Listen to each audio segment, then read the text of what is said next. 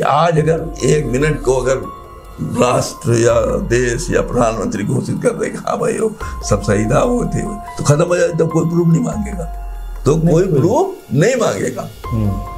लेकिन मैं अब जो समझ रहा हूँ स्थिति, मैं नहीं जानता कि देश की क्या स्थिति है, ये देश को क्या डर है, क्या भय है, क्या बंधन है, या भाई हो सकता है सब पॉलिटिकल मामला बहुत बड़ा मामला है, हो सकता है वो लोग भी नहीं समझ पाए कि क्या मामला क्या है। जब छप गया ये रात में और सब मैंने बंटवा दिया, उसको ही कर दिया, तो रात में मैं 3 बजे आके मैंने शीतला सिंह को फोन किया कि भाई साहब मैंने एक चीज छाप दी, अब जाके उसको आप संभालिए। तो अब संभाला क्या उन्होंने उसी दिन से विरोध मेरा चालू कर दिया, सारे अखबार लोकल मेरे ऊपर गुस्सा गए, नवभारत टाइम्स या जो भी थे सब मेरे खिलाफ बोलना शुरू हो गए। घर वाले बोलते रहे नहीं है, नहीं बोलने से कैसे होगा, हम इतने सबूत आ रहे हैं, उसको आप काटो, आप ला के दो किसी को, वो नहीं थे तो कौन था आप बोलो ना कि कोई था, कुछ तो पता लगा, पुलिस पता लगाओ। अरे एक तो डंडा मार के पुलिस तुरंत पता लगा लेती है, इसने मारा, इसका घर यहाँ है वहां है, सब मर्डर पता, ये पता नहीं, अब पता ही नहीं लगा।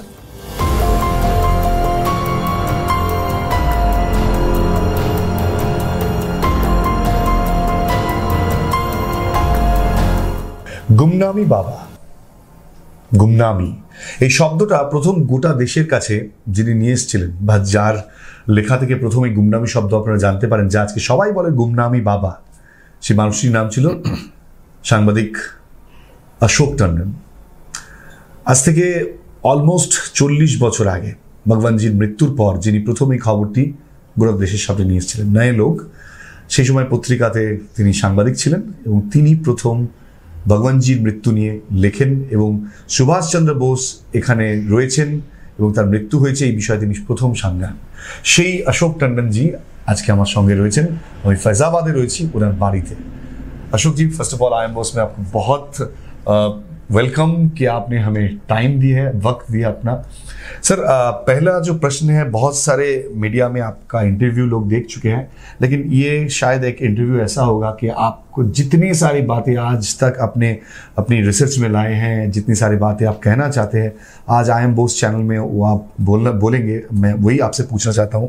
एकदम शुरुआत के दिनों से अगर आए तो 1985 16 ऑफ सितंबर, ये जब खबर आपके पास पहली बार कैसे आई?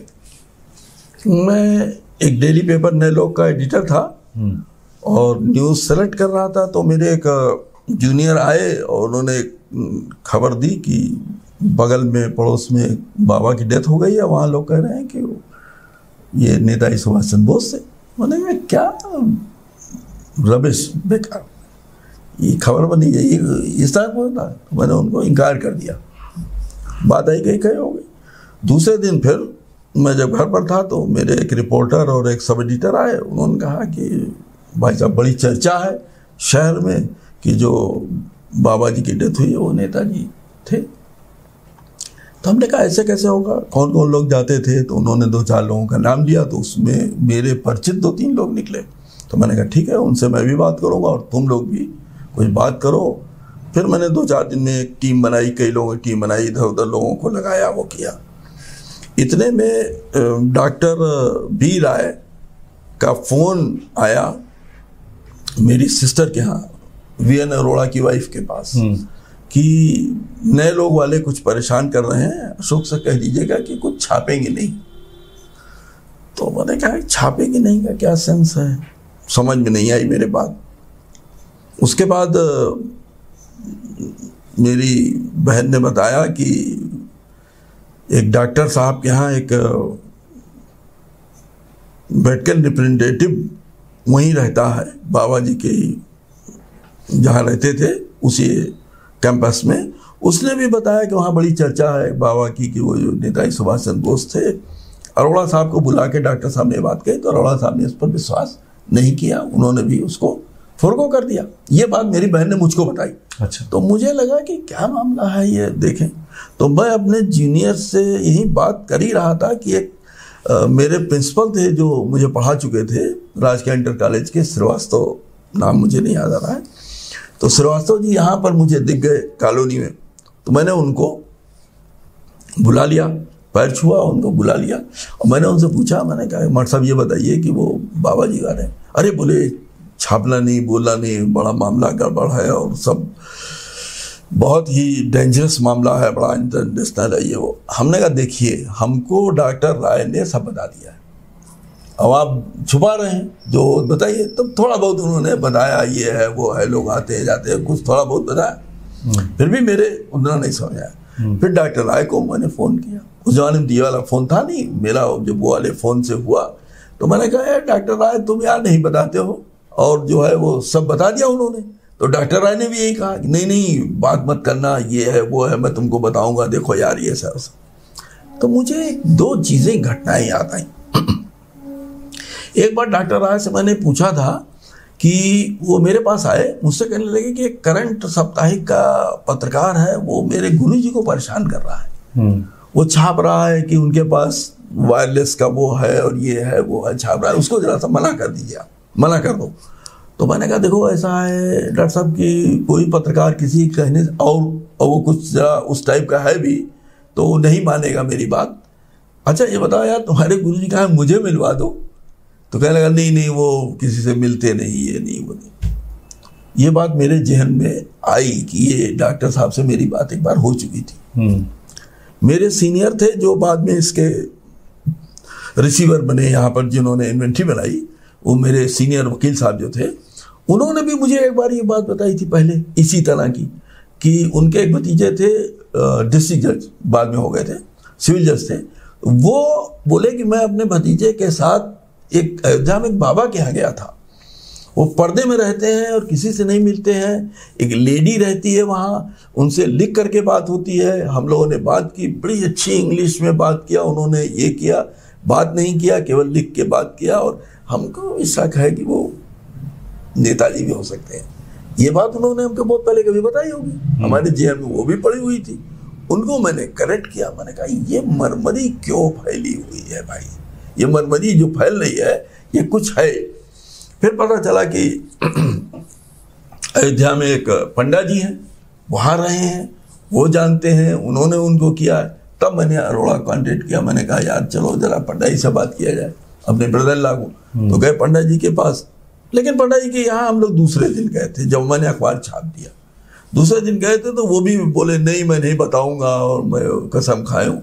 आपने क्या छापा था उससे पहले बताइए। मैंने छापा था कि फयाज में रह रहे गुमनामी बाबा ही नेताजी सुभाष चंद्र बोस है सर, क्या ऐसे कह के कुछ था हेडिंग। अच्छा ठीक है। तो जब मैंने पूरा 1-1.5 महीना रिसर्च कर लिया और किसी को कुछ बताया नहीं, किसी पत्रकार को नहीं बताया, अरोड़ा साहब को थोड़ा बहुत मैंने हिंट जरूर दिया था उनके साथ, मैंने किसी को बताया नहीं। इवन अपने अखबार में भी जिस दिन मैंने इसको छापा है उस दिन मैंने कंप्यूटर उस जमाने में हुआ करते थे, तो उन कंप्यूटरों को मैंने कहा था कि जो सुबह से आए वो शाम वाली ड्यूटी में नहीं जाएंगे वापस, वो भी दिन भर रहेंगे, शाम वाले आएंगे वो भी बंद हो जाएंगे, कोई निकलेगा नहीं। और मेरे ही स्टाफ आधा स्टाफ समझ रहा था कि ये कुछ कॉन्स्पिरेसी चल रही है उसमें प्रेस में, वो लोग भी नहीं समझ पाए कि क्या मामला क्या। जब छप गया ये रात में और सब मैंने बंटवा दिया, उसको ही कर दिया, तो रात में मैं 3 बजे आके मैंने शीतला सिंह को फ़ोन किया कि भाई साहब मैंने एक चीज़ छाप दी, अब जाके उसको आप संभालिए। तो अब संभाला क्या उन्होंने उसी दिन से विरोध मेरा चालू कर दिया, सारे अखबार लोकल मेरे ऊपर गुस्सा गए, नवभारत टाइम्स या जो भी थे सब मेरे खिलाफ बोलना शुरू हो गए।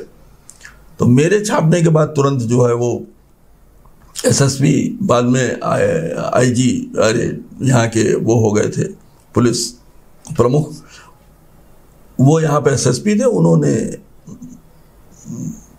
अनिल तिवारी एक मंत्री हो गया था बाद में, उसकी एक एप्लीकेशन भर के अशोक टंडन ने इस तरह छापा है और गलत है, और अगर गलत निकले तो उनके खिलाफ कार्रवाई की जाए, क्यों छाप दिया इस तरह का इतना बड़ा मामला।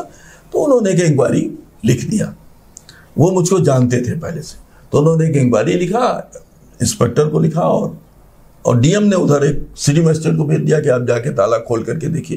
तो मेरे पास फ़ोन आया सुबह सुबह कि आप ताला खोल रहा है, आप आइए वहाँ। तो मैं तुरंत सोया हुआ था, लेकिन किसी तरह उठ के मैं पहुँचा। मैंने अपने प्रबंधक को भी, मैनेजर, उनको मालिक जो थे वो उस समय, मैं इनडायरेक्ट उनको भी नहीं बताया था, उनको सुबह पता चला, भी हड़बड़ा पहुँचे, बोले अशोक क्या तुमने छाप दिया और तुम वहाँ पहुँचो, आओ देखो सिटी मजिस्ट्रेट पहुँच रहे हैं वहाँ। और तो मैं पहुंचा वहाँ तो ताला खोला गया, 3 ताले बंद थे, खोला गया, अंदर जाके मार किताब कापी ये नीचे बक्से में वो, और लग रहा था कि और देवी माँ की फोटो, काली माँ की और ये वो सब था। तो त्रिपाठी जी थे सिटी मजिस्ट्रेट, तो बोले टंडन जी देखिए कहाँ है नेताजी, कहाँ नेताजी है, आप ऐसा नेताजी कह दिए। तो अब वहां भी भाई नेताजी से संबंधित कुछ साहित्य कुछ ये वो चीजें बंगला में ये वो हमें मिली। अरे हमने कहा कहाँ नहीं है, आप बोल रहे हो है कहाँ, हम कह रहे कहाँ नहीं है, आप ठीक से खोल के देखो। तो कोई आधी घंटा हम लोग इधर उधर सब देखते रहे, किताब पलटते रहे, अंत में वो बंद कर दिया गया। उसके बाद वही एसएसपी ने ऑर्डर किया तो वो पुलिस की इन्वेंट्री बनी, उसमें भी 11-13 लोग हम लोग गए, फिर उसमें छांटा गया, उसमें भी बहुत कुछ मिला, बंगला किताबें मिली, ये मिली, पत्र मिले, बंगाली में पत्र मिले। तो हमने कहा भैया बंगाली तो है ही है, और फिर नेताजी से संबंधित साहित्य भी मिल रहा है, उनसे संबंधित अखबार भी है, ये भी है, वो भी है, तो कुछ तो मामला है ऐसा। फिर वो इतने दिन से नहीं रहे वो। फिर उसके बाद फिर मैं जो कुछ इधर उधर की खबरें लोगों से मिलती रही उनको छापता उपता रहा, तब तक जो है वो कुछ दिन मामला ऐसे ही चला। उसके बाद जब ये केस हो गया और ये ब्रांड इंडिया पत्रिका के जो एडिटर थे और इन लोगों ने, और विश्वबंधु तिवारी और इन लोगों ने एक रेड दायर की। ललिता बोस आई थी जब ललिता बोस आई तो उन्होंने, जब उनको सब बताया गया तो उन्होंने कहा कि नहीं, हमारे जो पिताजी थे वो कहा करते थे कि जब कभी राखी आए या कुछ आए तो वो कहा करते थे कि देखो ये तुम्हारे चाचा की भेजी हुई राखी है। अच्छा। तो उनको ये तो मालूम था कि जो है वो क्या कहते हैं कि सुरेश बोस की बात कर रहे हैं आप। हाँ, तो वो बोले कि अच्छा, ये तो बाद में मैं देख रहा हूं कि भगवान जी राखी का बड़ा महत्व था। ये देखिए उनके हाथ की लिखी हुई है। अच्छा, इसमें क्या लिखा? ये श्री विजय नाग, विजय पलटन चारण रक्षा बंधन राखी श्री श्री श्री कृष्ण जन्माष्टमी प्रेम प्यार आशीर्वाद संभवतः आशीर्वाद, ये उस पर लिखा हुआ है। उनकी राइटिंग उन्हीं की ही लग रही है। तो इस तरह मतलब ये भी लगता है कि वो राखी ये बहुत कॉमन चीज है सब जगह पे ये। हाँ, तो वो तो उनके साइन थे, कई जगह मिलते थे। तो कहने का मतलब ये हुआ कि ये सब चीजें जब हुई तो लगने लगा कि ये साधारण बाबा नहीं थे। उसी समय ये बयान यहाँ पर एक विधानसभा में एमएलए ने उठाया था बस्ती गोंडा के कि ये बाबा जी के बारे में, गुमनामी बाबा के बारे में जो कुछ निकल रहा है, क्या वास्तव में ये नेताजी थे? तो मंत्री ने कहा नहीं, हम लोगों ने पता लगाया, ये उनके कोई फॉलोअर थे। तो उसके बाद फिर जब इन्वेंट्री के लिए इलाहाबाद हाई कोर्ट से आदेश हो गया कि इन्वेंट्री बनेगी, तो जो डिस्ट्रिक्ट जज के पास ऑर्डर आया, डिस्ट्रिक्ट जज ने जो उस समय के बार प्रेसिडेंट थे श्री एसएन सिंह, सत्यनारायण सिंह सत्य, उनको उसका कमिश्नर नियुक्त किया और कहा कि आप जा करके सब सामानों की इन्वेंट्री बना करके जो है वो लॉकअप में रखी जाएगी, आप उसको बनवा दीजिए। एक मजिस्ट्रेट वहां रहता था, एक पुलिस रहती थी। तो मैं बाबू सत्यनारायण सिंह का जूनियर था उस समय। अच्छा। तो मैं जूनियर की हैसियत से उनकी मदद करने मैं भी उसमें उस टीम में शामिल हो गया और 2-4 गवाह लोग थे। तो फिर हम लोगों ने करीब 1 साल पूरा, क्योंकि कचहरी होने के बाद लगभग 4 दिन हम लोग हफ्ते में जाते थे, 3 ताला खोला जाता था, सील तोड़ी जाती थी, सामान निकालते थे, वो होता था, वो सब हम लोग हाथ से लिखते थे। अच्छा। हाथ से पहले लिखते थे, उसके बाद वो टाइप होने जाता था। और वो तो हाथ से लिखने पर ये सब पूरी जो है ये है लिखी हुई है, उसके बाद वो टाइप होकर के वो हो जाता था। ये हाथ से लिखी हुई है। कभी ये सब चीज क्या है इसमें, कौन सी चीज? ये पूरी इन्वेंट्री लिस्ट है। इन्वेंट्री लिस्ट जो जितना सामान वहां जमा है, हाँ। वो पूरी इन्वेंट्री। इसमें से कुछ कागज मिस हो गया है मेरा। अच्छा। तो ये बाबू सत्यनारायण सिंह के पास ही थी। बाद में मैं उनका जूनियर था, मैं ही सब देखता लिखता पढ़ता था, तो मेरे पास रह गई। और जो इसको देख करके जो कॉपी टाइप हुई उस पर साइन होकर के वो जमा हो गई। अच्छा। ये लेकिन हाथ से यही लिखी जाती थी। अच्छा। इवन इसमें कई जगह ऐसा नहीं है, इसमें कई जगह सिटी में उनके मजिस्ट्रेट के दस्तखत भी हैं, हम लोगों के भी सबके दस्तखत इसमें है, सत्यनारायण सिंह के सारे दस्तखत इसमें हैं। तो ओरिजिनल ये थी, इसमें एक एक सामान की इन्वेंट्री। अब जो ये विधान परिषद में कह दिया गया कि वो सिंपली एक बाबा थे, तो मैंने फिर गंगा में जब भी लिखा और लिख लिख के मैं एक एक बात पूछता था कि अगर बाबा थे तो उनके पास ये सब क्यों निकल रहा है, ये सब सामान क्यों निकल रहे हैं। सबसे बड़ी बात यह है कि जो मुझे लगी कि वहाँ पर जब इन्वेंट्री बनाने के बाद आप एक दो तीन चीज़ देखें कि इसके अंदर इतने लोगों, ये बंगाल के कौन कौन लोग हैं, इतने लोगों का वहाँ पर पत्र मिले हैं जो इन्वेंट्री में नंबर तक इसमें मैंने दे रखा है। श्री विश्वनाथ राय, पवित्र मोहन राय, अमल राय, जगजीत दास, समर गुहा, रतीन्द्र, आशुतोष काली, कौशल किशोर, मुकुल, लीला राय, प्रसाद, चारण, कविराज कमलाकांत घोष, स्वीकृति, त्रैलोकनाथ चक्रवर्ती महाराज, पलटू, साधन चंद्र दास, शैलेंद्र कुमार, मुकुल, तृप्ति, नंदलाल चक्रवर्ती, जगत जितेंद्र भूप बहादुर, सुरजीत, कौशल किशोर, तरुण कुमार मुखर्जी, रणेंद्र, मिहिरदास, शैला सेन, शिव शंकर लाल, हीरालाल, इसके अलावा भी बहुत से पत्र वहाँ। अच्छा, उन्होंने लिखा या इन्होंने लिखा था? ये इन लोगों के हैं या इन्होंने लिखे हैं? दो ही है। हाँ, दो ही है।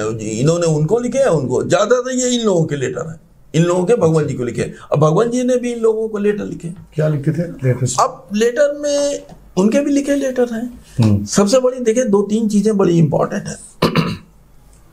लेटर लिख के दिया, बड़ा स्ट्रिक्ट आदेश था कि पहली बात तो कोई आ नहीं पाता था यहाँ, कैसे आता था वो सब बाद में मैं बताऊंगा आपको।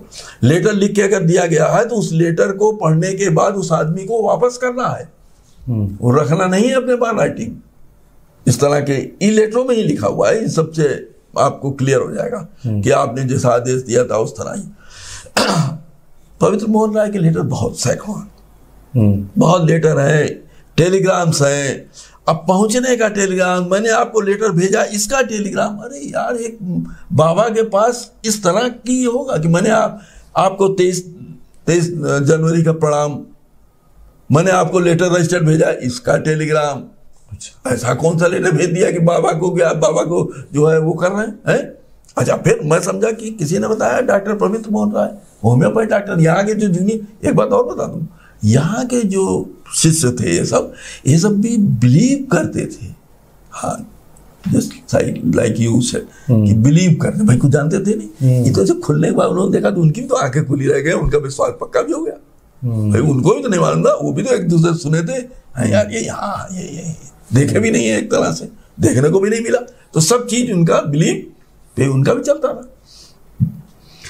तो ये अंदर अंदर ये करंट इस तरह की बह रही थी। और पवित्र मोहन राय को हम नहीं जानते थे, हम समझे कोई होम्योपैथ डॉक्टर है, होगा जो करेक्ट होगा। अरे वो तो शीतला सिंह सब इंस्पेक्टर जिसको इंक्वायरी मिली थी, वो गया था पवित्र मोहन राय का इंटरव्यू, बोले चलो इंटरव्यू ले लें। वो चला गया उनके साथ, उसने इंटरव्यू लिया, इंटरव्यू लेके आया। मैंने वर्ड बाय वर्ड इंटरव्यू छापा है अखबार में, वर्ड बाय वर्ड। पवित्र मोहन राय से इन्होंने पूछा कि बताइए, शीतला सिंह ने, कि लोग बोलते हैं वो नेताजी थे। तो उन्होंने कहा जो बोलना था सो बोल दिया। उन्होंने कहा कि आप वहां क्यों जाते थे? बोले एक दो बार गया हूं, बस एक दो बार गया हूं। तो बोले नहीं, जाते क्यों थे? बोले अरे नेताजी को खोजने हम लोग बहुत जगह जाते हैं, तो वहां भी गए। तो बोले क्या आपको लगा? बोले जो बोलना था बोल दिया, अब क्या बोलना क्या उसमें। ये आके छाप दिए यहाँ अपने अखबार में कि उन्होंने तो बता दिया कि नहीं वो नेताजी नहीं थे। तो मैंने इसका जवाब दिया। अब देखिए ये बड़ा गूढ़ विषय है। मैंने जवाब दिया कि अरे भाई अच्छा वो है कौन, ये भी उन्होंने छापा कि ये INA के कोई गुप्तचर अधिकारी रहे हैं। तो मैंने कहा अरे भगवान, मैं तो इनको डॉक्टर समझ रहा था, ये INA के गुप्तचर अधिकारी, और वो अधिकारी है जो पेनांग से यहाँ 3 आदमी आए थे नेताजी के कहने पर और पकड़ लिए गए थे और उन पर केस चला, मृत्युदंड की सजा हो गई, बाद में गांधी जी के इंटरवेंट करने पर इनको माफी मिली। ऐसा मैंने हिस्ट्री में इनके बारे में पढ़ा, पवित्र मोहन राय के बारे में। तो मैंने कहा कि ये पवित्र मोहन राय वो है सीरियस उनकी सीक्रेट सर्विस का अधिकारी, और वो इस बाबा से क्यों इतना कनेक्ट कर रहा है? हमें तो नहीं मालूम, हम तो समझे थे कोई वो है। दूसरी बात, वो इतना बड़ा अधिकारी है, उसने दुनिया को आज तक नहीं बताया, मरने तैयार हो गया वो एक छोटे से पत्रकार को जाके बता देगा कि वो नेताजी सुभाष चंद्र बोस है? ये मानने वाली बात। और फिर उसके एक नहीं, कम से कम हजारों टेलीग्राम, लेटर, ये झूठ बोल रहा था इनसे ना, इनको बखा रहा था। वो इतना बड़ा सेनानी, और वो इनको बता देगा कि वो नेताजी सुभाष चंद्र बोस है, जबकि उसने कसम खा रखी है। और उनके इतने लेटर है, उन्होंने अपने बीवी बच्चों तक को तो शुरू में बताया नहीं था। इसी लेटर में है, सारे लेटर, ये सब जितनी स्टोरी मैं बोल रहा हूँ सब इसके अंदर लेटरों में है। मैं कोई चीज अपने मन से नहीं बोल रहा हूँ, ये भी आपको बता दूं। क्या है उन लेटर्स में? यही है कि उन्होंने अपनी बीवी ने बताया, उन्होंने बाद में बीवी को बताया, बच्चों को नहीं मालूम था। बीवी से वो बात करके तो बताने लगे कि हम लोग जिनकी आप लोग आपकी बात किया करते थे वहाँ पर जब थे बर्मा में, साथ में थे, ये थे वो थे, सब बीवी को धीरे धीरे बताया उन्होंने, बच्चों को बाद में बताया धीरे धीरे। आपकी रोज पूजा करते हैं उसी फोटो की, उसकी वो करते हैं। तो इस तरह से बहुत से लेटर इसके अंदर ऐसे हैं जिनको आप देखेंगे कि जो इनडायरेक्ट, मतलब ये हुए आपके, ये हुए क्या कहते हैं, नंदलाल चक्रवर्ती महाराज हुए हैं, और आपके कविराज कमलाकांत जी हुए, लीला राय उनकी वो थी, क्या नाम है,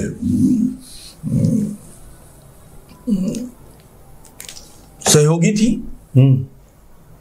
बंगाल वॉलंटियर्स की वो साथ में थी, रहती थी। लीला राय का एक पत्र आया, हमको पंडा जी ने बताया ये बात कि लीला राय ने कहा कि हम आना चाहते हैं, तो उनको मना कर दिया भगवान जी ने, जब ये वहाँ थे नैमिषारण्य में, मना कर दिया कि नहीं आप नहीं आ सकते।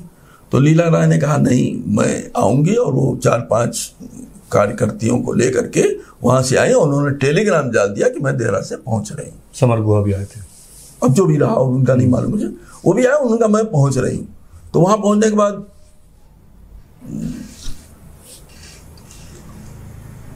भगवान जी ने कहा पंडित जी से कि इनको भाई कहीं टिकाओ, इनको किसी धर्मशाला में है जहां भी टिका दिया गया।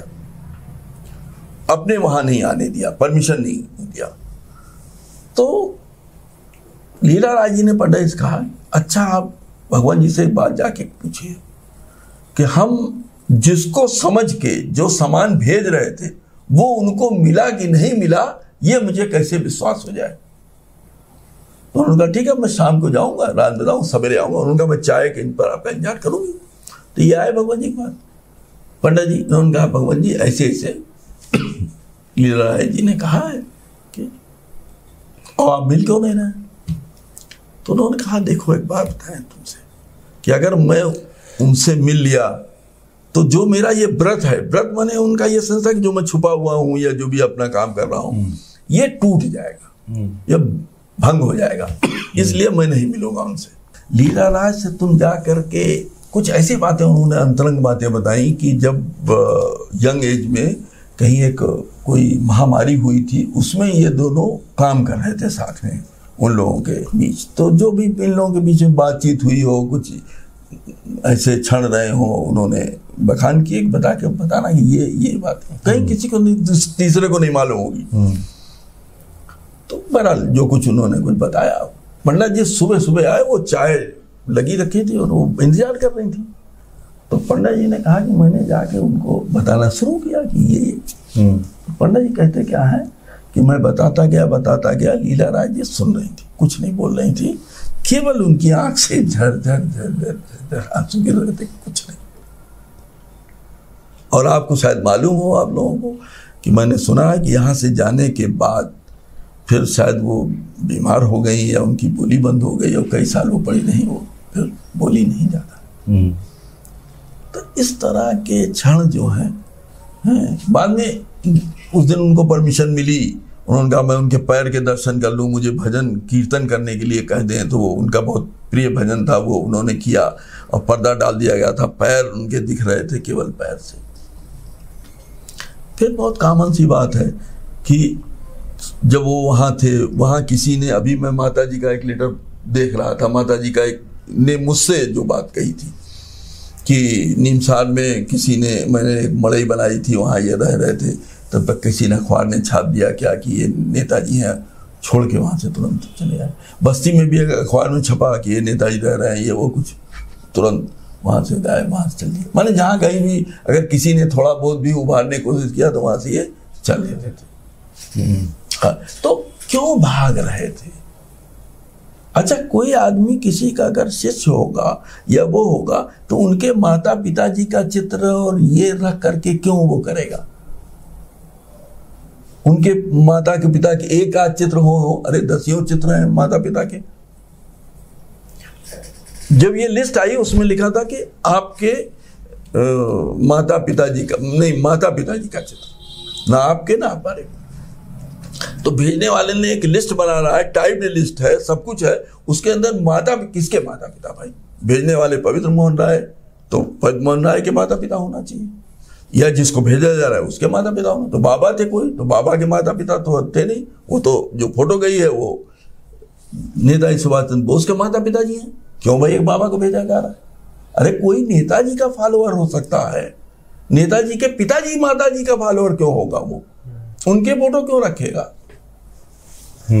तो ये बातें जितनी भी इनडायरेक्ट बातें हैं सारी उन्हीं की इशारा करती हैं। और फिर उन्होंने जो अपने बारे में लिखा है वो भी बहुत क्लियर कट है, सभी जगह तो उन्होंने लिखा। क्या बोल रहे हो? अब आप एक दूसरे का देख लिए, त्रिलोकनाथ चक्रवर्ती महाराज इनके साथ थे, जेल में बंद थे इनके साथ। देखिए उनका एक लेटर है इन्वेंट्री की 1902 पर, ये महाराज जी का पैड पर मूल पत्र है और लिखा हुआ है, जय युक्तेशु, देश विभाजन के बाद मैंने स्थिर किया कि मैं देश त्याग नहीं करूंगा, इसलिए पूर्व पाकिस्तान में ही हूं। ब्रह्म देश के मांडले जेल में जिनके साथ मैं इकट्ठा गया था, जेल में घुसने के बाद जिन्होंने कहा था महाराज की सीट मेरे पास रहेगी, और मैं जिनके पास था भी एक साथ टेनिस खेला हूं, दुर्गा पूजा के लिए साथ साथ आंदोलन किया था, और वह सब बात मैं बिल्कुल नहीं भूला हूं। दिल्ली में 1940 में शंकर लाल के घर में जिनके साथ मैं इकट्ठा था, यूपी भ्रमण के समय मोटर में मैं जिनके बगल में था, प्रचंड ठंड की रात्रि में आगरा के मैदान में रात्रि के 9 बजे तक बहुत हजारों लोग जिनकी प्रतीक्षा में थे, मैं भी साग्रह उन्हीं की प्रतीक्षा में हूँ। पूर्व पाकिस्तान के सताए लोग भी उन्हीं की राह देख रहे हैं। एक लेटर है विश्वनाथ राय का, 4 पृष्ठों का लेटर है, ये सन 64 में लिखा गया है। अच्छा। 17 जनवरी 64 को। इसके तीसरे पेज की कुछ पंक्तियां बड़ी इंपॉर्टेंट है, बगल में इन पंक्तियों को लिखा है। अशोक सेन ने मुझसे पूछा, अच्छा आपके गुरुदेव क्या इसी देश में रहते हैं? अच्छा क्या सालमारी के साधु क्या नेताजी हैं? मैं थोड़ा संभल कर बोला, मैंने निहारेंदु से सुना है कि यह साधु नेताजी नहीं है। पहले प्रश्न को टालकर दूसरी बात कहकर मैं वहां से चला गया। मुझे संदेह है कि ये लोग कुछ संदेह रखते हैं, आपको सतर्क रहना होगा। क्यों भैया बाबा को सतर्क रहना होगा? इनको क्यों वो कर रहा है? फिर वही पवित्र मोहन राय इनको लिख रहे हैं कि जैसा आपने मुझे लिखा है, ये मेरा सबसे पहला बात आपकी ही भाषा में, you are my intelligence officer without fear और फेवर मस्ट, पूर्व के समान ही unflinching faith and love, trust, unwavering obedience, total dedication and loyalty, दृढ़ अटल हूं, रहूंगा। आज सुबह के टेलीग्राम में यही बात दृढ़ता से व्यक्त किया है, आप आशीर्वाद करें। क्यों भाई बाबा को लिख रहा है? अगर वो उनका कोई जूनियर है या सीनियर है बता दे उसको बाहर आने में क्या हर्ज है? कोई नेताजी तो वो नेताजी बन कर, अगर डमी है तो वो नेताजी बन के लोगों से कहता ना कि मैं नेताजी हूं भाई, उसका प्रचार होता। ये डमी अगर होता, जैसा लोग कहते नहीं डमी थे, बहुत डमी थे, हम भी मानते हैं चलिए डमी थे, तो डमी थे तो लोग प्रचार करते, फायदा उठाते उसका। अब वो जाते कहते अरे नहीं यार ये तो देखो ना सूरत शकल मिल रही, कह रहा नेताजी।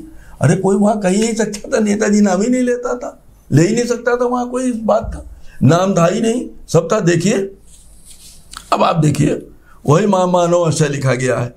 इनसे पूछ के दुनिया समझ रही है महामानव आशय, जिन्होंने बंगला में पढ़ा है कि वो नेताजी से संबंधित सारा कुछ लिखा जा रहा है उनके लिए है। तो क्या कह रहे हैं वो, वर्तमान पर्याय को लेकर चारण लिख रहे हैं एक पत्र में, वर्तमान पर्याय को लेकर वही महामानव आशय है और कुछ वक्तव्य महाकाल के आत्मकथन के स्वरूप मिलने पर प्रकाशित किया जाता। एक दिन मैंने रात में एक सपना देखा और इतना स्पष्ट सपना कभी नहीं देखा। महाकाल जंगल से निकलकर आज प्रकाश करते हैं और उसी वक्त आलोड़न होता है। महाकाल को देखते ही वर्तमान प्रधानमंत्री व्याकुल होकर आवेदन करते हैं और धरना देते हैं। इन्वेंट्री 2431 और सुनील कृष्णगुप्त संभवतः, सुनील का दिनांक 24/9/73 का बंगला भाषी पत्र, जिसमें लिखा है, ताई होकू से विमान द्वारा दिल्ली पहुंचने पर वह शनिवार को दिल्ली से रवाना होकर इतवार को दोपहर कलकत्ता पहुंचने का विवरण है। ताई होकू में जाकर 15 दिन का ही अवसर मिला था, उसी में सामान खरीदने का प्रश्न था। फार्मूसा का काम हो गया है, चिट्ठी में सब बातें लिखी नहीं जा सकती। यदि अनुमति हो तो एक सप्ताह के लिए आकर माथा नवा जाऊं। आर्गुमेंट आरंभ नहीं हुआ है, आरंभ होने पर आपकी चरण धूल लेकर ही जाऊंगा। ये खोसला आयोग कमीशन के समय की बात है। तो इस तरह के इनको क्यों सूचित किया जाता था भाई? अच्छा, ये लिख रहे हैं सुनील कृष्ण गुप्त को, सुनील कृष्ण गुप्त लिख रहे हैं, लिख रहे हैं 1973 में। अच्छा, देखिए इस ऐसे बहुत सारी चिट्ठियां हैं जो आप इन्वेंट्री में रखे थे, वो आप यहाँ पे पढ़ रहे हैं। सिर्फ एक चीज मुझे आपसे पूछना है, शायद आप इसके ऊपर बता सकते हैं कि भगवान जी बाहर नहीं आना चाहते थे, इसमें पूरा एकदम क्लियर हो गया। आपका रिसर्च क्या कहता है कि क्यों बाहर नहीं आना चाहते थे?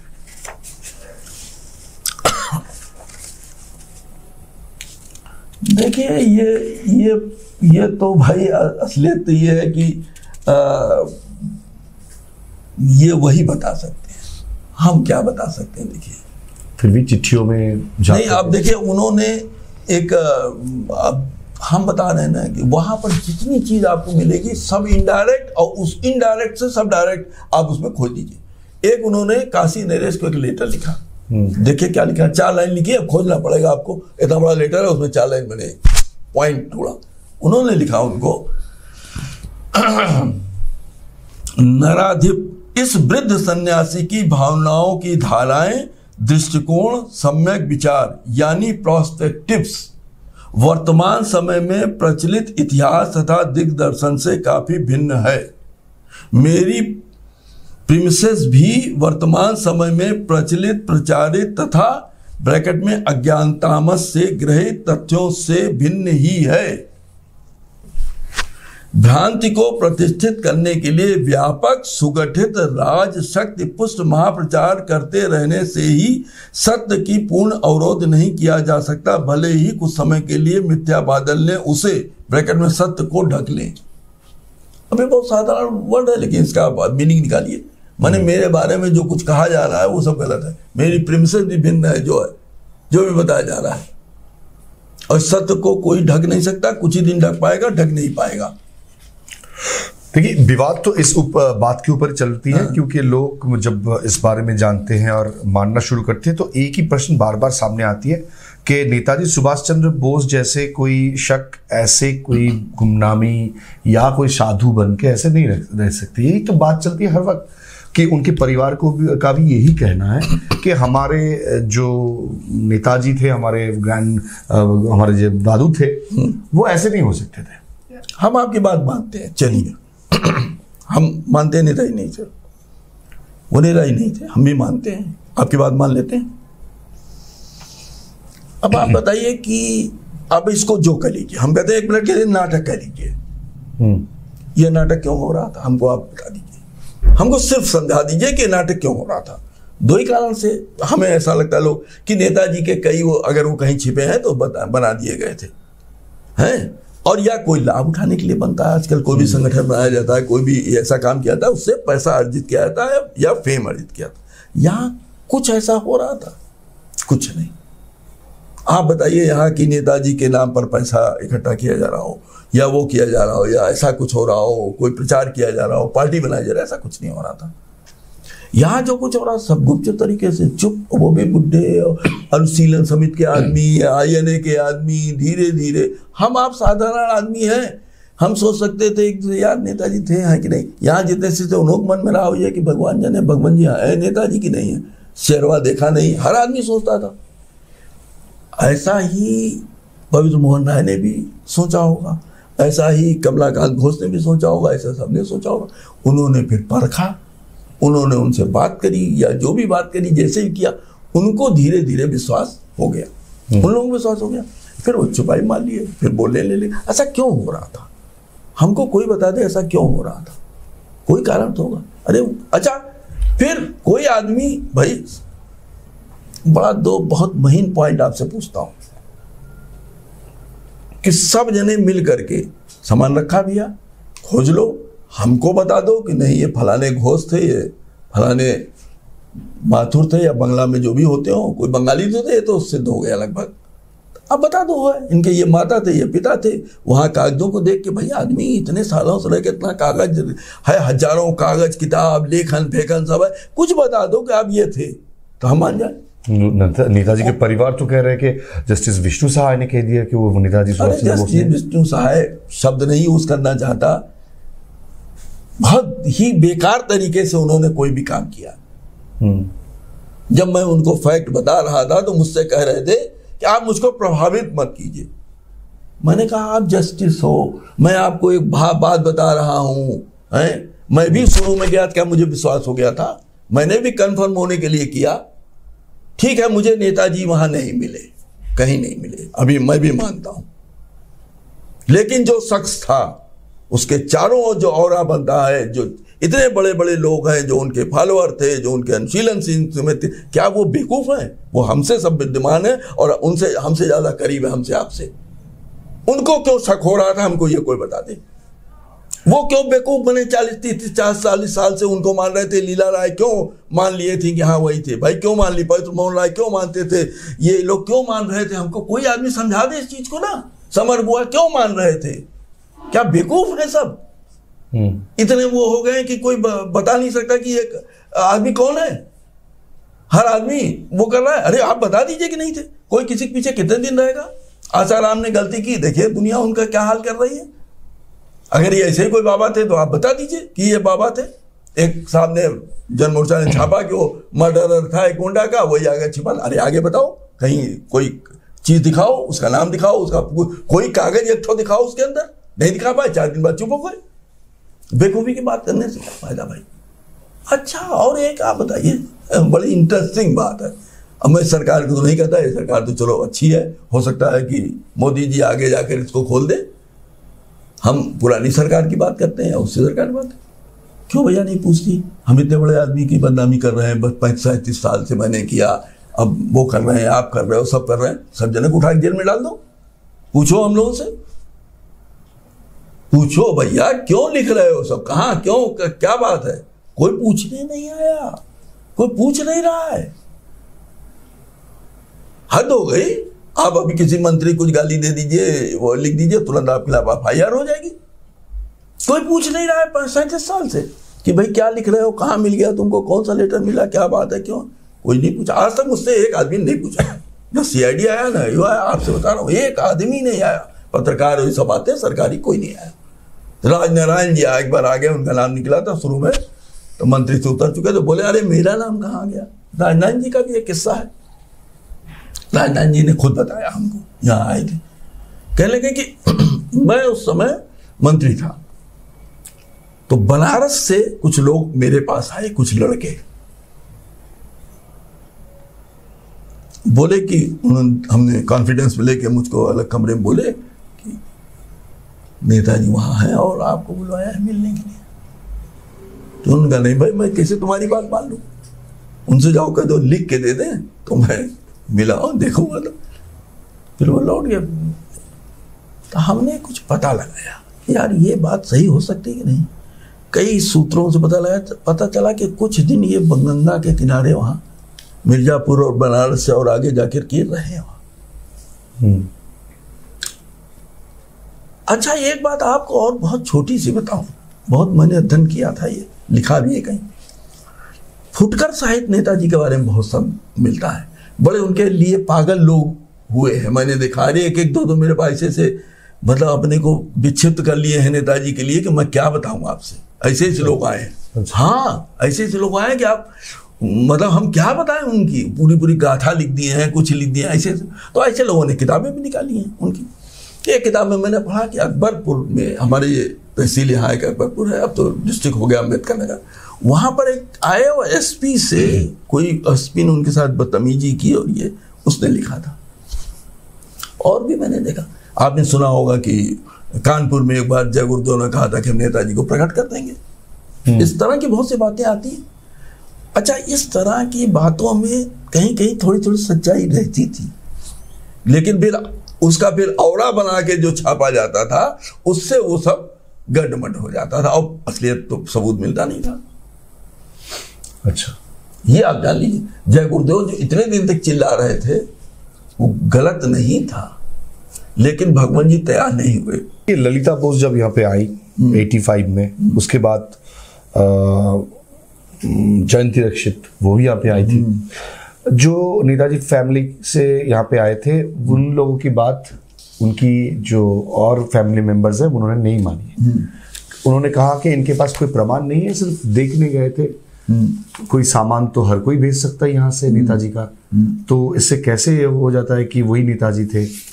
आज के दिनों में अगर 2-3 पॉइंट आपके साथ डिस्कस करें। पहला पॉइंट को एक इलाहाबाद हाई कोर्ट की जो राय थी जहाँ पे ये इन्वेंट्री से चीज़ें लाई गई थी वो म्यूजियम में रखा गया।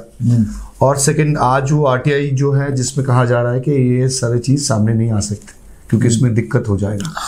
तो आपको क्या लगता है गवर्नमेंट का रवैया इस बारे में किस छोर में जा रहा है? देखिए भाई, हमने जो और थोड़ा बहुत हिस्ट्री में पढ़ा या देखा कि वो वार क्रिमिनल तो थे, ये भगवान जी भी मानते थे। उन्होंने बहुत सी बातें अपने जो शिष्य थे उनसे वो अक्सर मूड में आते थे तो कुछ कुछ बातें कभी कभी वो बताते थे। तो वो वार क्रिमिनल तो थे, और वार क्रिमिनल के रूप में इटली का एक पत्र आपने भी पढ़ा होगा, कहीं है कि वहाँ की संसद में पेश हुआ था कि अगर नेताजी मिल जाएं तो उनके साथ क्या क्या क्या क्या किया जाए। 6-7 पॉइंट थे, मैंने छापा भी है, उसमें किसी आर्टिकल में था, मैंने उसको छापा है। उसमें यह था कि वो मिल जाए तो उनको पकड़ के फांसी चढ़ा दिया जाए, उनको केस चलाया जाए, उन पर ये किया जाए वो किया जाए। कई अल्टरनेटिव थे। लास्ट अल्टरनेटिव था कि जहां है जिस स्थिति में है उनको छोड़ दिया जाए। अच्छा, तो हमको लगता है कि वो वही पॉलिसी अपनाएंगे। ऐसी बहुत सारी चिट्ठियां जो आपने पढ़ी है, आप कह रहे हैं कि बहुत सारी ऐसी चिट्ठियां जो बंगला में है, अभी वहां पे बहुत सारी चिट्ठियां तो अभी वो पड़ी हुई है। हाँ, सब पड़ी हुई है। हम लोग तो मतलब थोड़ा थोड़ा आपको बता दे रहे हैं। उस पूरी चिट्ठी को आप पढ़े, 12-13 पेज की चिट्ठी है, उसमें 2 लाइन बहुत जरूरी है, बीच में 10 लाइन जरूरी है। आप उसका अर्थ निकालो, खोजो, तब होगा। लेकिन तो वो सामने तो नहीं आ रहे, तो वो अब सब भाई आर्डर से कोर्ट के रखी हुई है और वो सब लॉकअप में बंद है। आपको क्या लगता है इसके ऊपर अगर रिसर्च हो फुल? हाँ, यही तो मैं शुरू से कह रहा था कि पूरा खोल के एक पब्लिक के रिसर्च के लिए पब्लिक को दे देना चाहिए। जो भी रिसर्च करना चाहता है उसको रिसर्च देना चाहिए, उसमें से खोल के निकल के आएगा। हम कहते हैं 1 मिनट के लिए आज डीएनए पर विवाद है, मैं नहीं जाता, वो साइंटिफिक मामला है। अब तो डीएनए, कल मैं सुन रहा था इसमें डीएनए के बारे में, डीएनए का बड़ा वो क्लियर हो गया है। अगर इतना ज़्यादा अब एडवांस हो गया है तो अभी भी ठीक है, हम लोगों ने उसको छुआ, हम मानते हैं। अभी आज मैं अब इन्वेंटरी में पढ़ रहा था कि 4 डिब्बियां थी जिनमें दांत रखे हैं। वो डिब्बियां 4 माचिस की डिब्बियों में दांत रखे हैं। कल मैंने पढ़ा कि 2 दांत किए गए, 3 दांतों से कुछ नहीं निकाला, 1 से निकाला गया, 1 में नहीं निकाला, ऐसा कुछ है। तो भाई अभी उनका शिकार भी है, बहुत सी चीजें उनकी, या कपड़े उनके हैं पहने हुए। भाई अब इतना एडवांस हो गया है, या आगे भविष्य में हो जाएगा, तो उसको ले जा करके जो है वो डीएनए मिलाने चाहिए, अगर डीएनए मिलता है। अच्छा, 1 मिनट के लिए आप और मान लीजिए आज से 100 साल पहले मान लीजिए डीएनए वाली थ्योरी न होती तो कैसे पता करते हैं, या कोई बता दे। अच्छा, बहुत जने बड़ी बेवकूफ़ी वाली बात करते हैं कि वहाँ कुछ ऐसा नहीं मिला। अरे कहा वहाँ आधार कार्ड मिल जाएगा नेताजी का, कि राशन कार्ड मिल जाएगा कि लो भैया मैं नेताजी सुभाष चंद्र बोस हूँ। अच्छा, मैं ही बोल दूँ कि अब मैं मुझको सिद्ध कर दीजिए अशोक टंडन है, आप कर सकते हैं। ये मेरा है, मैं अशोक टंडन हूँ, मैं बैठा हूँ, आप यहाँ से, तो आप यही सब तो खोजेंगे, मेरी राइटिंग खोजेंगे, ये करेंगे वो करेंगे। मेन तो राइटिंग है, और राइटिंग को ठीक है ला में बहुत ज़्यादा नहीं दिया गया, मैं वकील हूँ जानता हूँ, एक एविडेंस के रूप में लिया जाता है, लेकिन इस समय तो महत्वपूर्ण राइटिंग है। राइटिंग एक नहीं दसियों है, आप मिला लीजिए, सबने मिलवाई है। मैंने सबसे पहले आँख से मिलाई थी, एस मिला लीजिए उनका, बी मिला लीजिए, एंड डी मिला लीजिए। नंगे आंखों से हम लोगों ने देख के उस समय बता दिया था कि ये मिल रही है भगवान जी से 40 उस समय। बाद में तो लाल साहब ने मिलाया, फिर और लोगों ने मिलाया। राइटिंग मिल रही है, वो मिल रहा है, तो और क्या चाहिए आपको भाई। और असलियत ये देखिए, हम आप बहुत मोटी सी बात बता दें कि आज अगर 1 मिनट को अगर राष्ट्र या देश या प्रधानमंत्री घोषित कर देगा, हाँ भाई वो सब सही था, वो थे, तो खत्म हो जाए, तब कोई प्रूफ नहीं मांगेगा, तो कोई प्रूफ नहीं मांगेगा। लेकिन मैं अब जो समझ रहा हूं स्थिति, मैं नहीं जानता कि देश की क्या स्थिति है, कि देश को क्या डर है, क्या भय है, क्या बंधन है, या भाई हो सकता है सब पॉलिटिकल मामला बहुत बड़ा मामला है, हो सकता है तो ये अभी मामला खिंच जाए 50-100 साल, जो भी हो स्थिति। हमारे रूस से देखिए, बहुत अच्छी बात है आपके, वो कौन है वो एक जिन्होंने नेताजी बड़ा काम किया, लेडी पूर्वी राय, उन्होंने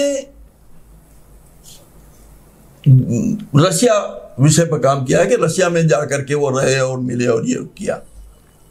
भगवान जी कहा करते थे, भगवान जी ने 2-3 बातें कही है, किसी ने ध्यान नहीं दिया, हो सकता है किसी ने लिखा हो। उन्होंने बताया था कि ये लोग वहां की जेल से भागे, 5 लोग वहां से चले थे और हिमालय की पर्वत से होते हुए आए, 3 गल गए, उसमें 2 बचे थे। अच्छा, आपके पास आपने एक मैप मिला था वहां से? हाँ, एक मैप मिला। देखिए अब आप एक चीज बताइए मुझको, हाँ। बड़ा इंटरेस्टिंग चीज है यही सब है। मैप किस पर था आपको बताऊं कि जो कोई किसी के यहाँ बंडल वंडल बांध के, अब तो जरा मॉडर्न हो गया है, गत्ते टाइप में कागज, मोटा कागज में गत्ता उता बांध के बंडल आया होता है, उसको जब आप खोलते हैं तो फटा इतना बड़ा रहता है, चिपका इतना, उसके ऊपर उन्होंने बनाना शुरू किया। कितने कई देशों का नक्शा, 3 महीने मैंने उस पर रिसर्च की। मैं भूगोल का विद्यार्थी नहीं था, लेकिन फिर भी मैंने उस पर पूरा नक्शा लेके के और फिर उसको जोड़ा कि ये क्यों ऐसा किया। तो अक्सर आदमी की एक आदत होती है कि यार हम वहाँ रहे हैं, बचपन मेरे बाप दादा रहे, लोग अमेरिका चले जाते हैं खोजने, तो हमें लगता है भगवान जी वहीं गए जहाँ कभी कभी गए थे। और इतना बढ़िया, और एक उसी का नक्शा लैटीट्यूड लॉन्गिट्यूड बनाया हुआ है। माने ये आदमी उसको उस चीज को भी जानता था, सेना की जो इतनी गहन पनडुब्बी की चीज है, लैंगिट्यूड लैटीट्यूड बना रहा है वो आदमी। और जहां ये साइगॉन ये क्या जो जगह थी, उस जगह पर पॉइंट छोड़ के उस जगह का नाम नहीं लिखता और सब जगह का लिखता है। और ये यहीं से शुरू करता है, क्या कहते हैं आपके ये सीतापुर के पास जो जंगल है, यहीं से वो एरो शुरू होती है, फिर वो चली जाती है इधर से होती हुई पाकिस्तान, फिर अफगानिस्तान, रशिया, चीन होते हुए और साउथ वियतनाम होते हुए, उत्तर वियतनाम, साउथ वियतनाम होते हुए पूरा आता। तो क्यों बना रहा था यार ये बाबा, क्यों बना रहा, कोई भी क्यों बना रहा है, वो बाबा क्यों बना रहा था भाई? अगर बाबा ही था, उनका शिष्य था, तो ये क्यों बना रहा था? कुछ तो उसका अर्थ निकालिए। हमने जोड़ा उसको भाई, हमने उसमें लिखा पूरा, पढ़िए उसको कि कहाँ कहाँ गया। उसको पढ़ने में रूखापन लगेगा, लेकिन जो उसको पढ़ना है इंटरेस्ट पढ़े, देखे कि वो जगह क्यों क्यों इंटरेस्ट है। एक उसमें अफगानिस्तान में एक जगह गए हैं, काबुल के पास, मैंने जोड़ा। ऐसा तो नहीं था कि ये कौन गांधी थे, सीमान गांधी से उनकी मुलाकात वहाँ हुई थी, इसलिए उधर से होकर वो गए। तो ऐसी ऐसी कई जगह मैंने उसको जोड़ा कि क्यों गए, क्या गए। अक्सर आपने देखा होगा कि जो तथाकथित साहित्य है नेताजी के, उसमें कहा चाइना में भी रहे, यहाँ रहे, वहाँ रहे। चाइना में भी देखिए ये जाते हैं, चाइना से होकर के आते हैं, एरो बनाते हैं। और एरो क्यों बनाते जा रहे हैं, वो आदमी क्यों बना रहा है? अरे भाई उस बाबा पर अध्ययन करिएगा तब तो पता चलेगा। ये इतना छोटा मैटर नहीं है कि इसको फोरगो कर दिया जाए। लेकिन बहुत सारे लोग ऐसे भी है, वो मानते हैं कि भगवान जी फिर वापस आएंगे। देखिए अब आपने दूसरी तरफ मोड़ दिया इसकी धारा है। अब ये तो बड़ी विचित्र बात है जो आपने मोड़ा है। तो आध्यात्मिकता उनकी चरम सीमा की थी, ये आप जान लीजिए। मैं 1-2 बातें आपको बताऊंगा तो आपको बिलीव नहीं होगा, हमको खुद नहीं बिलीव होता। उन्होंने वो कभी कभी मूड में आते थे तो इन्हीं शिष्यों से जो बिल्कुल आप क्या कहते समझते हैं कि ले मैन, आप समझ लीजिए, पढ़े लिखे थे एमए में लेकिन वो ले मैन शुक्ला जी हैं जैसे हमारे, आप मिलिए उनसे तो ट्रैक्टर बेचते हैं और ले मैन जैसे, और भगवान जी करते थे और खुला बोलते थे उनसे। तो उन्हीं से कभी कभी बताए थे, तो कहते हैं कभी कई लोग बोले हैं, मुझे तो नाम नहीं याद है, बोले जानते हो ये शरीर, अपने को ये शरीर ही कहते थे वो, ये शरीर ने वो कौन सा बन है, आनंद बन नहीं, जहाँ पर उन्होंने बताया जहाँ बड़े बड़े ऋषि मुनि अभी भी तपस्या कर रहे हैं, कौन सा बन है एक जगह, तो बोले वहाँ इस शरीर के बगल में जानते हो कौन कौन बैठा था, क्राइस्ट, बुद्ध और ये ज्ञानगंज में इस शरीर ने तपस्या की है और वहां पर ये लोग बैठे थे। अब ना आप विश्वास करोगे भाई, जल्दी में कोई नहीं, ज्ञानगंज के बारे में आप पढ़िए, बहुत लोग इस पर विश्वास करते हैं, बहुत करते हैं। तो इस तरह की बातें हैं। लेकिन मेरा प्रश्न इसलिए था सर, हाँ। क्योंकि 1985 में जब आपने ये रिसर्च शुरू किया, अपने वो आपका काम ही था, लेकिन वहाँ में बहुत सारे विटनेसेस जो थे जो आपको बहुत सारी बातें उन्होंने बताई थी, क्योंकि गुप्तार घाट में जाके ये खत्म होता है और वहीं से आपने शुरू किया था, तो वहाँ से आपको क्या क्या मिला था? तो इस कंक्लूजन के बीच में आ जाता है वो सारे एविडेंसेस जो गुप्तार घाट में वो 13 लोग थे, उनमें से बहुत सारे लोगों से आपने मिले हैं और उन्होंने बहुत सारी चीजें आपको बताई, तो वहां से क्या उठ के आया था आपके रिसर्च में? नहीं देखिए, उस पर हमने उस समय तो काम नहीं किया था, उस समय कोई काम नहीं किया, क्योंकि हमारा तो यह था कि वो अंदर जो कुछ है वही है। हम वकील आदमी थे तो हमें लगा भाई कागज में अंदर जो कुछ होगा वो, तो अंदर के कागज पर ही हमने सारा जोर दिया। एक माने में आप कह सकते हैं मेरी जो रिसर्च थी सब अंदर के ही काम में थी। ये तो मैं ये समझता, अब इसमें भी आध्यात्मिकता होती है कि मुझ जैसे छोटे से पत्रकार को भेज करके और जब उकरा करके और जो है मेरे मुफलसी के दिन भी आप कह सकते हैं उसी तरह के थे, लेकिन मैं जुटा रहा, गंगा में मैंने रिसर्च की और लिखता रहा मैं। नहीं अशोक जी, ये चीज जो आप कह रहे हैं कि 85 में आपने ये शुरू की, अगर ये बात आपको पहले पता चलता तो आप पहले शुरू करते? हाँ, नहीं हो सकता है कि मैं ना लिखता, मैं भी उनके दर्शन पाके और इस शपथ से बन जाता कि जो है कुछ नहीं बोलना है, नहीं करना है। आज भी डॉक्टर बी राय बोलने को कुछ तैयार नहीं होते, ऑन रिकॉर्ड, पेपर, इंटरव्यू, कुछ नहीं। मेरी उनकी अक्सर फोन पे बात होती रहती है, वो नहीं बोलते। मिश्रा जी ने नहीं कहा, किसी से दुनिया में नहीं कहा। भाई बहुत लोग ऐसे हैं और भी लोग ऐसे हैं कि नहीं इस चीज को खोलना चाहते, नहीं अभी भी कहते हैं कि हमने भगवान जी को कसम दी हुई है, हम नहीं खोलेंगे। हम भी हो सकता है ना बोलते आपको, और अगर मैं ना खोलता, मैं नहीं जानता, मुझे ऐसा लगता है कि अगर मुझको वहां ना भेजा गया होता, भगवान जी ने ना भेजा होता तो हो सकता है ये मामला दब जाता, निकल जाता। लेकिन ऐसा लगता है कि भगवान जी को खुलवाना था, उसको बताना था दुनिया को, अपने और लोगों को, अपने भक्तों को, अपने फॉलोअर्स को, तभी मुझको वहां भेज दिया।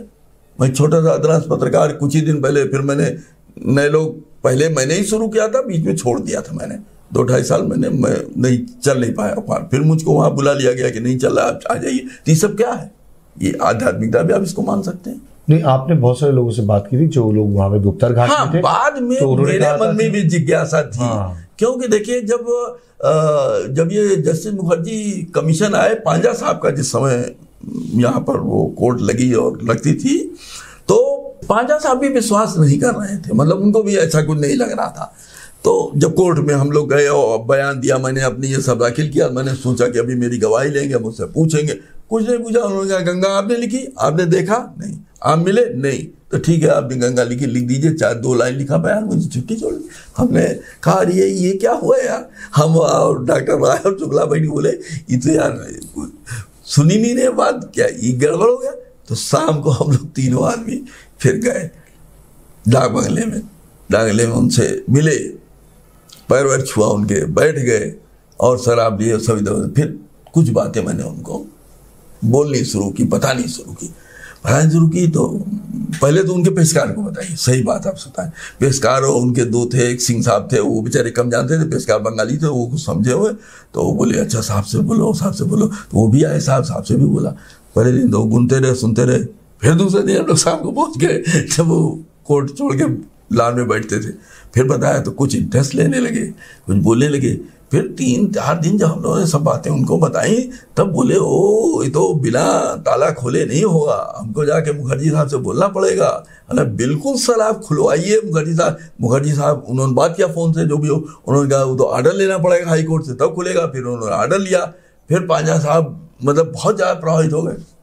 अब आपको एक बहुत छोटा सी पॉइंट बताऊं, मुखर्जी साहब जब आए तो वो अंदर सर्किट हाउस में रुके, गए, बैठे वहाँ, और वहाँ से 2 दिन जो भी उन्होंने इजलास लगाई, सब जमा हुआ।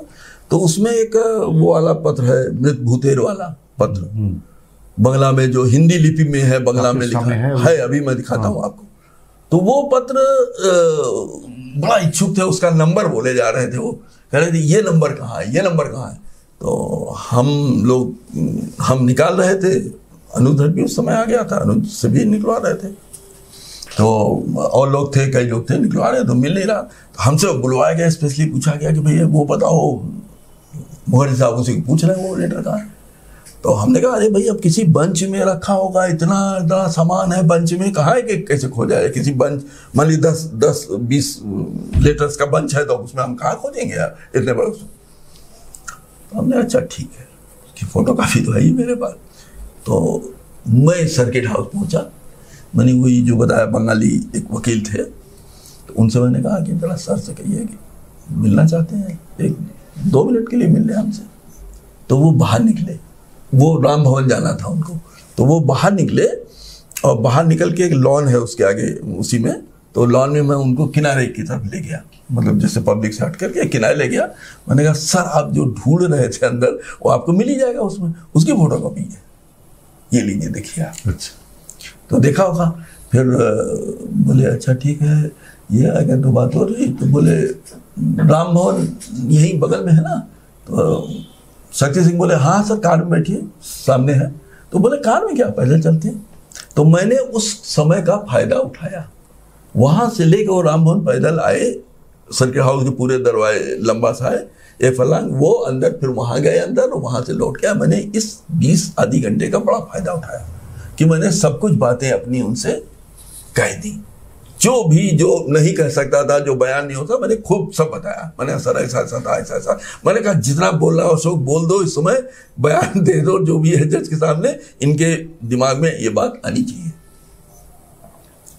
मैं बहुत ज्यादा तो नहीं बताऊंगा, आपको थोड़ी बात बताता हूँ कि जब लौटने लगे ये वहां से, तो वहां का वो चेंज कर दिया है शक्ति सिंह ने। अब वो चीज नहीं है जो पुराना था। हमसे पूछते हैं वो कि वो अंदर वाला कमरा कहाँ है जहाँ ट्रंक व्रंक रखे थे, वो था। तो हमने सर वो तो सब चेंज हो गया है। बोले अरे नहीं देख तो नहीं हम। तो मैंने उनकी वाइफ से कहा तुरंत ही, मतलब वहीं सभी लोग खड़े थे, मतलब मैंने कहा कि मैडम वो जरा सा सब देखना चाहते हैं। बोले हाँ हाँ आ जाए किचन की तरफ।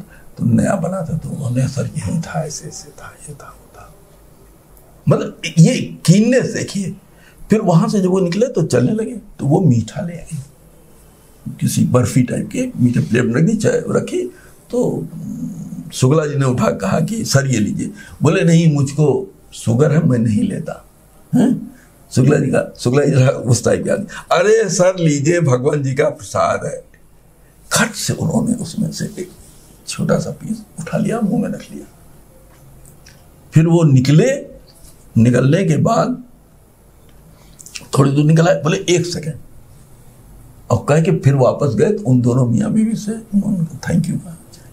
देखा कि ये जो बातें हैं ये उसी का रिजल्ट आपने वहां देखा कि उन्होंने कह दिया कि 100%। और साहब पांजा साहब तो बिल्कुल 100% नतमस्तक हो गए। लेकिन वो तो कुछ इसके बारे में ज्यादा कुछ बोल नहीं सके भाई। यही बात देखिए, एक बात बताएं, सहाय को हम लोग भी कह देते हैं, आप भी कह देते हैं।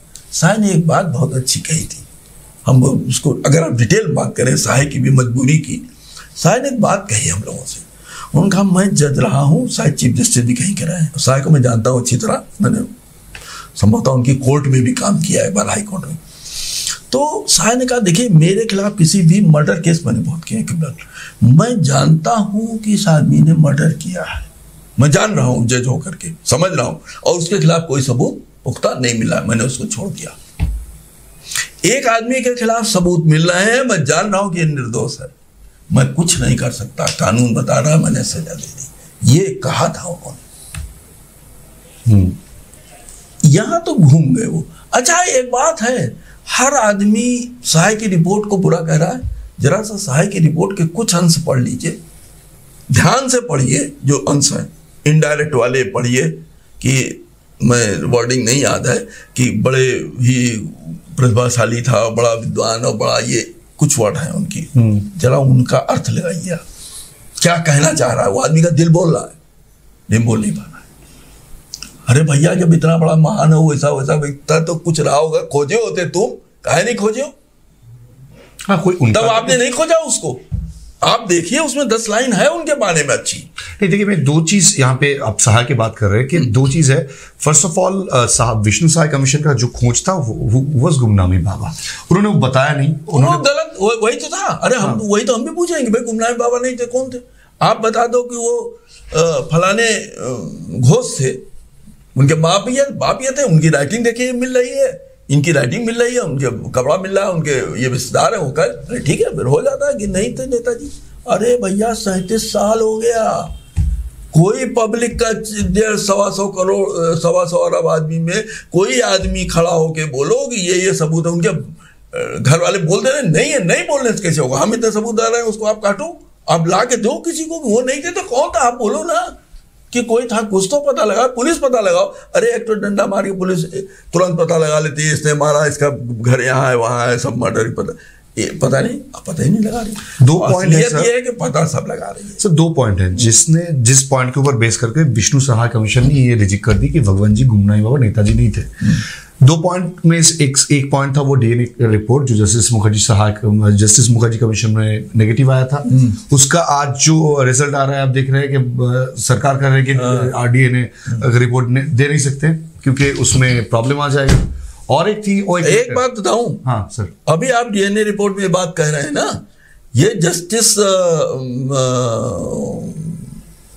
मुखर्जी कमीशन में क्या नाम था उनका, होम सेक्रेटरी का एफिडेविट आपने पढ़ा है?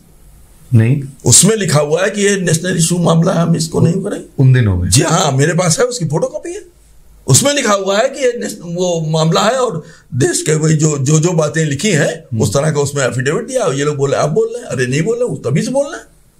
तो कमल वो उन्होंने खुद होम सेक्रेटरी ने ये एफिडेविट दिया। तो निगेटिव कैसे दे सकते हैं? भाई निगेटिव बने, वो तो इन लोगों की जो भी है उसको वो मैनिपुलेशन कर रहे हैं, उसी समय से चल रहा है मामला। आपको एक बहुत छोटा सा किस्सा बताऊं आपको। मेरा अखबार जब छपा जिस दिन पहला अंक, यहां पर सूचना निदेशक थे ठाकुर प्रसाद सिंह। मैं साहित्यिक रूप से वो मेरे गुरु थे, मैं उनको मानता था। जब वो डिप्टी एडिटर थे तभी से मुझे मानते थे, मैं उनको गुरु की तरह मानता हूं। तो वो सूचना निदेशक थे और गोरखपुर वाले क्या नाम है मुख्यमंत्री थे, उनका नाम नहीं याद आ रहा है, सिंह कोई ठाकुर थे गोरखपुर वाले उस समय। Rajiv Gandhi as a prime minister Sultanpur आए थे। किसी ने राजीव गांधी को ऐसे अखबार देकर के कहा कि सर ये बताइए ये नेताजी वो क्या नेताजी के बारे में निकला है, राजीव गांधी को दिया। राजीव गांधी ने वो दे दिया उनको, मुख्यमंत्री को। मुख्यमंत्री ने कहा ठाकुर साहब इसे देखिए क्या मामला है। लेते देते में कागज अखबार एकदम फट गया, इतना करते कराते वही भीड़ भाड़ में दिया उसने, वो किया, करते करते फट गया था वो। हमारे गुरु जी ने हमसे पूछा कैसे हो क्या है, मैं कहा चाचा, हम चाचा जी कहते थे, हमने चाचा जी जो है जो सही सही छपा है, जो हमें दिखाया हमने छाप दिया। हंस दिए वो, कुछ नहीं बोले। पूरी इंक्वायरी यहाँ से वहां तक हुई, हो रही थी, सब हो रही थी। अच्छा, आपने बोला कि पवित्र मोहन रॉय के साथ कुछ आपका पवित्र मोहन रॉय का एक लेटर आया था कि हाँ कि उनकी हैंड राइटिंग के कुछ अगर वो मिल सके तो आप हमें भेज दीजिए। और उस समय मैं बिजी था, उस समय इतना वो था तो नहीं। ये हैंड राइटिंग यानी उसके उनके घर से हाँ, वहां से कुछ सिंपल मिल सके तो। अच्छा। हम लोग बाद में हम लोग जब भाई अच्छी राइटिंग हो गई थी, बड़े पर्ची पुर्ची रद्दी, मतलब आप समझ लो कि अब वो बोरे में भर करके फेंकी तो जा रही थी, बटोरी गई थी, उसमें से कुछ हम लोग छांट छूट के अपने पास ले आए। अभी भी मेरे पास पड़ा है, छांट वाट के उसमें कहीं भगवान जी ने हाथ से लिखा है, कहीं कुछ लिखा है, यही सब प्रेम प्यार वाला आपने देखा, ऐसे बहुत सी रद्दियाँ। ऐसे भी सुना जाता है कि उसमें उनके घर में जो चीजें थी, बहुत सारी चीजें ऐसे लोग वहां से लेके चले गए ऐसे। हाँ, ये मैंने सुना था। सर, ये क्या मिला था आपको? ये प्लेन चिट कहलाती है, जिससे तंत्र विद्या में काम आती है, आत्मा बुलाने वगैरह के काम में आती है। ये भगवान जी के थे? हाँ, ये हमको हमारे एक वकील थे, मित्र साथी थे, राम प्रकाश सिंह, उन्होंने किसी से प्राप्त किया था दोनों सब चीजें कहीं से। तो हाँ, ये किसी को बनाने को ले दिया था किसी को, तो उससे मिला था, फिर उनसे दोनों चीजें एक साथ मिली? हाँ, मैंने उनसे ले लिए दोनों। ओ, ये छड़ी जैसी थी? छड़ी जैसी थी। ये क्या बनाने दे रही है? कुछ टूट गई थी तो बेकार में पड़ी होगी उनके पास कहीं से। अच्छा, उन्होंने किसी से का बनाया हुआ है? हाँ, बेट का था। हाँ। আজকের এই ভিডিওটার মধ্যে দিয়ে first of all thank you Tandon sir कि आपने इतना समय हमें दिया, आपके पास आए, बहुत दिनों से बात हो रही थी आपके साथ टेलीफोन में। অশোক টন্ডন জি, ওনার কাছে অনেক কিছু যেমন রয়েছে, তার মধ্যে রয়েছে বেশ কিছু চিঠি, যে চিঠিগুলো আপনাদের একটা অন্য দিশা দিতে পারে। সেই চিঠিগুলো আমি আপনাদের নেক্সট এপিসোডে দেখাবো, যে ভগবানজি রিলেটেড চিঠি, যারা ভগবানজির কাছে আসতেন, বহু চিঠি, পবিত্রমোহন রায়, আশুতোষ কালী, তাদের লেখা চিঠি, যেটা সেই সময় উদ্ধার হয়েছিল ভগবানজির রামভবন থেকে তার মৃত্যুর পর, সেই চিঠিগুলো আপনাদের সামনে তুলে ধরবো নেক্সট এপিসোডে। আজকে যখন কথা বললাম অশোক টন্ডনজির সঙ্গে, তখন একটা ব্যাপার তো উনি পরিষ্কার করে বললেন, আপনারা শুনলেন, যে প্রত্যেকটা কথার মধ্যে ভীষণ ইম্পর্টেন্ট কিছু জিনিস রয়েছে। আমার মনে হয় যে मुझे लगता है कि ऐसी इंटरव्यूज इतने कम समय में खत्म नहीं होता है, लेकिन हर रोज तो फैसलाबाद नहीं आ सकते, लेकिन कोशिश करेंगे ओवर टेलीफोन या ओवर कुछ, अभी तो बहुत सारे माध्यम आ चुके हैं, आपकी और भी कुछ इंटरव्यू लोगों को दिखा सके, क्योंकि लोग जानना चाहते हैं आपसे भी, आप इतने सारे रिसर्च किए हैं आपने, आप इतने सारे फाइल्स आपके पास, आपकी किताबें हैं, और बहुत सारी किताबें अगर लोग पढ़ना चाहते हैं तो कैसे पढ़ेंगे आपकी किताब? अब वो तो हिंदी में ही है। वो हिंदी में कोई पढ़े तो नाम बता दीजिए। तो एक तो गुमनामी सुभाष है, वो बंगला में भी आ गई है और इंग्लिश में भी आ गई है, गुमनामी सुभाष। अच्छा। और गंगा में जो 19 सीरीज अंक छपे हैं, वो रिसर्च वर्क है, उसको पढ़ना चाहिए हर आदमी को। वैसे वो हिंदी में है, लेकिन मैंने सुना है कि एक सज्जन है, नेगी, क्या नाम उनका, साकत नेगी, हाँ, वो ग्रुप है एक, वो लोग उसको बंगला में करा दिए हैं और इंग्लिश में भी करा रहे हैं। तो अगर बंगला और इंग्लिश में हो जाता है तो आप उसको लोगों को पढ़ना चाहिए, और वो मेरे फोन नंबर पर या करके मुझसे व्हाट्सएप पे मंगा भी सकते हैं। व्हाट्सएप पर वो और इंटरनेट पर मौजूद है, उसको हिंदी में दोनों किताब और वो दोनों उपलब्ध है, उसको पढ़ें और रिसर्च करें, देखें कि वो कौन था, मुझे भी बताएं वो कौन थे, उनके क्या समझ में आता है, पब्लिक के क्या समझ में आता है। अगर कोई दूसरा नाम है तो मैं ये कहता हूं कि करोड़ों लोग जो उनके फॉलोअर्स हैं या रिसर्चर्स हैं या जो भी हैं, एंटी है, मैं कहता हूं कुछ लोग एंटी भी होंगे, या उनके परिवार वाले हैं, क्योंकि मेरी सारी जो जानकारी रिसर्च या वहां से मिलने के टूवर्ड्स उन्हीं की तरफ जा रही है। अगर कोई दूसरी तरफ जरा सा भी इशारा हो, किसी दूसरे व्यक्ति का, परिवार का, लेखक, राइटिंग, कोई चीज मिल रही हो, तो उसको ये सामने जनता के लाना चाहिए कि नहीं, वो ये नहीं थे। तो जब तक कोई आदमी ये कह करके और सिद्ध नहीं करता है कि वो नेताजी नहीं, फलाने ढिमाके व्यक्ति थे, तब तक मेरा कहना है, या और लोगों ने भी आज जो रिसर्च अब तक कर डाली है, या जो मैंने उस समय देखा कमरे में, और मैंने तो 100वां अंश देखा है, ये 100वां अंश है जिसको कि मैं आप लोगों के समझ प्रस्तुत कर सका हूं। जिस समय कोई नहीं मानता था कि वो नेताजी, यहाँ के लोकल पत्रकार भी मेरे पीछे पड़े थे कि नहीं, कोई नहीं मानता था, सरकार भी नहीं ध्यान दे रही थी, तो मैंने ये सब सबूत किसी तरह एकत्र करके जनता के सामने रखे। अगर उस पूरे जो इन्वेंट्री में है और जो लॉकअप में रखा है या म्यूजियम में रखा गया है, उन पर सरकार स्वयं या रिसर्च करने वालों को छूट दे और उसको किया जाए कि वो नष्ट ना हो जाए, तब तक उस पर रिसर्च करके भी सारा अर्थ निकाला जा सकता है।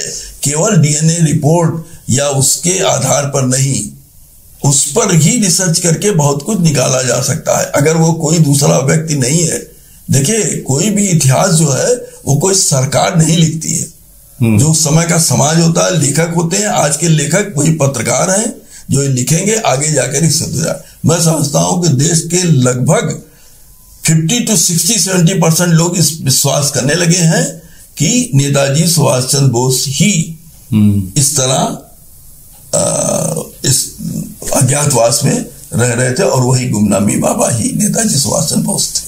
Thank you so much once again Ashok ji, आपने इतना टाइम दिया हमें।